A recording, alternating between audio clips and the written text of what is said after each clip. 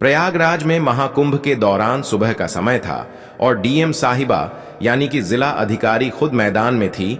उनका नाम सीमा अंसारी था। अपने काम के प्रति ईमानदारी और सख्ती के लिए वह जानी जाती थी। इस बार प्रशासन ने कुंभ में सुरक्षा और व्यवस्था के कड़े इंतजाम किए थे। सीमा साहिबा को इस बात की जिम्मेदारी गई थी कि पूरा आयोजन शांति और सुव्यवस्थित ढंग से संपन्न हो।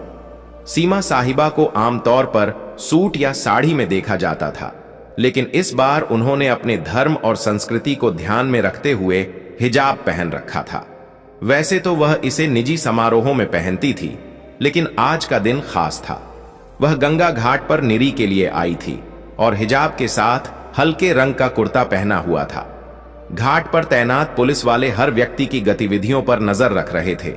विशेष रूप से संदिग्ध व्यक्तियों की जांच हो रही थी। सीमा साहिबा भीड़ में चुपचाप निरीक्षण कर रही थी। उन्होंने अपनी गाड़ी और सुरक्षा दल को घाट के बाहर छोड़ दिया था ताकि वह आम लोगों के बीच जाकर माहौल का जायजा ले सके।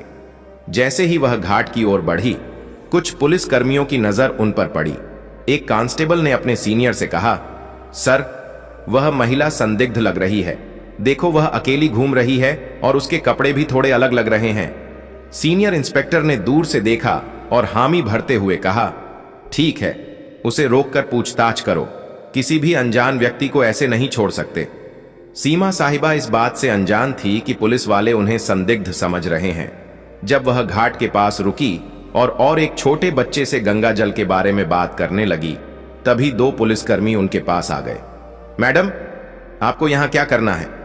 सीमा ने शांत स्वर में कहा, बस ऐसे ही दर्शन करने आई हूं और व्यवस्थाओं को देख रही हूं। पुलिसकर्मी उनकी बातों को नजरअंदाज करते हुए बोले, आपका आईडी कार्ड दिखाइए। सीमा ने मुस्कुराते हुए जवाब दिया, आईडी कार्ड तो मेरे पास है, लेकिन आप यह क्यों पूछ रहे हैं? यह सुनकर पुलिसकर्मी थोड़ा सख्त हो गए। आप आईडी नहीं दिखाएंगी तो हमें आपसे पूछताछ करनी पड़ेगी। अकेले क्या घूम रही? सीमा को समझ नहीं आया कि बात किस ओर जा रही है।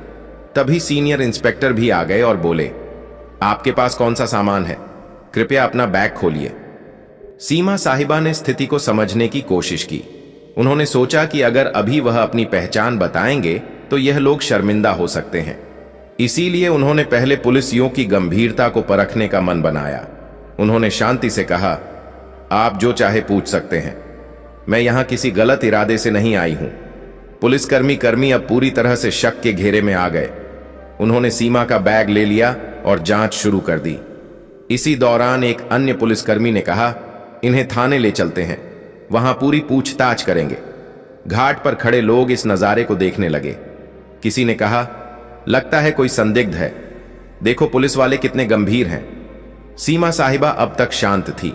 उन्होंने तय किया कि वह अब भी अपनी पहचान नहीं बताकर स्थिति को और आगे बढ़ने देंगी। सीमा को थाने ले जाया गया। वहां इंस्पेक्टर ने उनसे सवाल जवाब शुरू कर दिए। आप कहां से आई हैं? यहां क्यों आई हैं? आपका नाम क्या है?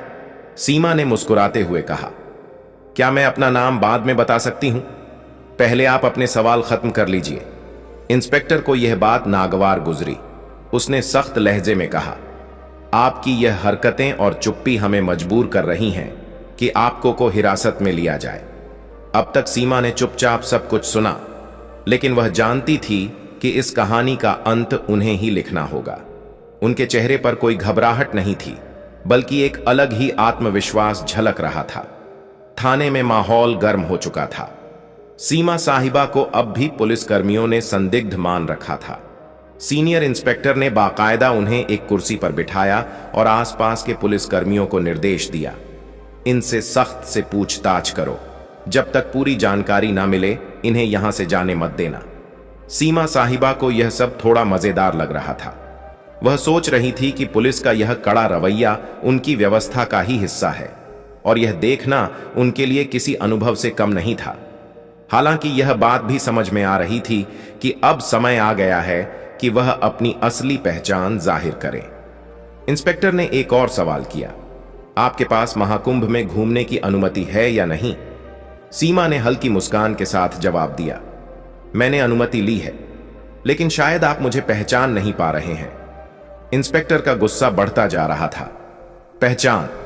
हमें आपकी पहचान से मतलब नहीं है, सीधे सीधे अपनी आईडी दिखाओ और यह का गोल मोल जवाब देना बंद करो।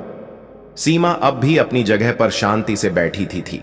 तभी उन्होंने अपने बैग से पानी की बोतल निकाली और पूछा, क्या यहां पानी मिलेगा या खुद पीने के लिए लाना होगा? यह सुनकर एक कांस्टेबल झुंझला गया। मैडम, यह कोई पिकनिक स्पॉट नहीं है, आप जवाब दें वरना यह नरमी हम और नहीं दिखाएंगे। सीमा साहिबा ने आखिरकार कहा, अच्छा चलिए, आपको अपनी पहचान बताती हूं, लेकिन इसके बाद आप अपनी टीम को बताना कि पहले किसी के साथ ऐसा व्यवहार ना करें। यह सुनते ही इंस्पेक्टर को थोड़ा झटका लगा। उसने सीधा सवाल किया, कौन हो तुम और किस अधिकार से हमें दिखाने की बात कर रही हो? सीमा ने अपने बैग से अपना आईडी कार्ड निकाला और मेज पर रख दिया। उस कार्ड पर साफ लिखा था, सीमा अंसारी, जिला अधिकारी हरिद्वार। इंस्पेक्टर का चेहरा सफेद पड़ गया। वहां मौजूद अन्य पुलिसकर्मी भी एकदम चुप हो गए। कांस्टेबल, जो अभी तक सबसे ज्यादा बोल रहा था, धीरे धीरे पीछे खिसक गया। इंस्पेक्टर ने कार्ड उठाकर देखा और उसे बार बार पलटा। आप डीएम साहिबा हैं? सीमा ने शांतिपूर्वक कहा। जी हां, और मुझे लगता है अब आप समझ गए होंगे कि मैंने अपनी पहचान पहले क्यों नहीं बताई। मैं सिर्फ यह देखना चाहती थी कि आप लोग अपनी ड्यूटी कितनी ईमानदारी और सतर्कता से निभाते हैं। और मैं कहूंगी कि आप लोग बुरे नहीं हैं, लेकिन सावधानी में भी थोड़ा संतुलन होना चाहिए। इंस्पेक्टर ने तुरंत खड़े होकर माफी मांगते हुए कहा, मैडम, हमें बिल्कुल अंदाजा नहीं था कि आप ही हमारी डीएम साहिबा हैं। आपकी वेशभूषा और अकेले घूमने का तरीका थोड़ा असामान्य लगा, इसलिए हमने आपको रोका, लेकिन हमारा मकसद केवल सुरक्षा था।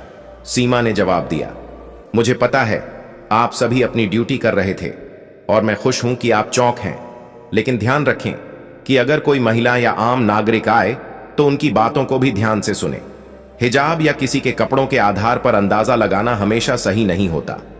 इंस्पेक्टर ने तुरंत थाने के स्टाफ को निर्देश दिया, साहिबा के लिए चाय पानी लाओ और तुरंत उनकी गाड़ी मंगवा। सीमा ने मुस्कुराते हुए कहा, नहीं, इसकी जरूरत नहीं। मैं तो यह देखने आई थी कि हमारा प्रशासन कैसे काम कर रहा है और मुझे खुशी है कि आप लोग काम कर रहे हैं। लेकिन याद रखें, हर बार शक की बिना पर किसी को आतंकवादी या अपराधी मान लेना उचित नहीं। यह बात सुनकर इंस्पेक्टर ने सिर झुका लिया। आपकी बात सही है मैडम, हमें इस पर काम करना होगा।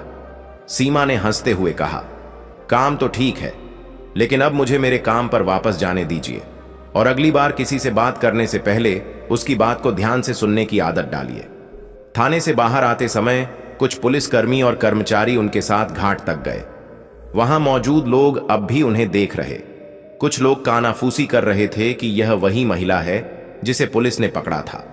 सीमा ने गाड़ी में बैठने से पहले पलट कर देखा और पुलिसकर्मियों से कहा, आप लोग अच्छा काम कर रहे हैं, लेकिन एक जिम्मेदार नागरिक से बात कर अपनी मानवता को भी बनाए रखें और अगर आप मुझसे सहमत हैं तो यह संदेश अपनी टीम तक पहुंचाएं। इंस्पेक्टर ने सिर झुकाकर हामी भरी। जरूर मैडम। यह हमारी तरफ से एक सीख रही। थाने की घटना के बाद सीमा साहिबा घाट पर वापस लौट आई। अब तक पुलिसकर्मियों और वहां मौजूद कर्मचारियों के चेहरे पर न केवल शर्मिंदगी बल्कि उनके लिए गहरी इज्जत भी साफ झलक रही थी। हालांकि सीमा ने इस घटना को ज्यादा तूल नहीं दिया और अपने काम पर ध्यान केंद्रित किया। घाट पर लोग अब भी उन्हें देख रहे थे। कुछ ने पहचान लिया था कि वे डीएम साहिबा हैं, तो कुछ अब भी यह सोच रहे थे कि यह महिला कौन थी जिसे पुलिस ने पकड़ा था। सीमा ने भीड़ की परवाह किए बिना घाट पर मौजूद व्यवस्थाओं का जायजा ले शुरू कर दिया। दोपहर तक यह घटना पूरे पुलिस महकमे में फैल चुकी थी। लेकिन ईएसपी तक बात पहुंची और उन्होंने तुरंत थाने के इंस्पेक्टर को फोन किया। इंस्पेक्टर साहब, ये क्या सुन रहा हूं? आप लोग डीएम मैडम को संदिग्ध समझकर पकड़ लाए। इंस्पेक्टर ने हिचक चाहते हुए जवाब दिया, सर गलती हो गई। उनकी वेशभूषा और व्यवहार की वजह से शक हुआ, लेकिन मैडम ने हमें समझाया और हमें अपनी गलती का एहसास कराया। एसपी ने कड़े लहजे में कहा, सावधा ठीक है, लेकिन अगली बार ऐसा कुछ हुआ तो इसका अंजाम भुगतने के लिए तैयार रहना। अब तुरंत अपने स्टाफ को इस मामले पर संवेदनशीलता से काम करने की ट्रेनिंग दो। इंस्पेक्टर ने हामी भरी और ठान लिया कि अब से वह और उनकी टीम हर दिग्गज को इंसानियत के साथ ट्रीट करेंगे। इस घटना के कुछ दिनों बाद सीमा साहिबा ने प्रशासनिक कर्मचारियों और पुलिस बल के लिए एक छोटी बैठक बुलाई। इसमें उन्होंने सीधे शब्दों में कहा, मुझे आप सब पर गर्व है कि आप लोग कुंभ जैसे बड़े आयोजन को संभाल रहे हैं, लेकिन मैं आपसे एक बात कहना चाहती हूं, कानून के पालन के साथ साथ हमें अपनी मानवता भी बनाए रखनी होगी। हर व्यक्ति पर शक करना जरूरी नहीं है। जो लोग अलग दिखते हैं वे गलत नहीं होते। उनका सम्मान करें, उनकी बात सुने। उनके शब्दों ने वहां मौजूद सभी को झकझोर दिया। इंस्पेक्टर ने सबसे सामने माफी मांगते हुए कहा, मैडम, आपकी बात ने हमें बहुत बड़ा सबक सिखाया है। हम वादा करते हैं कि आगे से ऐसा कोई मामला नहीं होगा जहां किसी को बिना वजह परेशान किया जाए। यह घटना मीडिया तक भी पहुंच गई। हालांकि सीमा ने इसे सार्वजनिक रूप से उजागर करने से मना कर दिया। उन्होंने कहा, यह घटना व्यक्तिगत है। अगर आपको वीडियो पसंद आया हो तो लाइक और चैनल को सब्सक्राइब जरूर करें। जय श्री राम।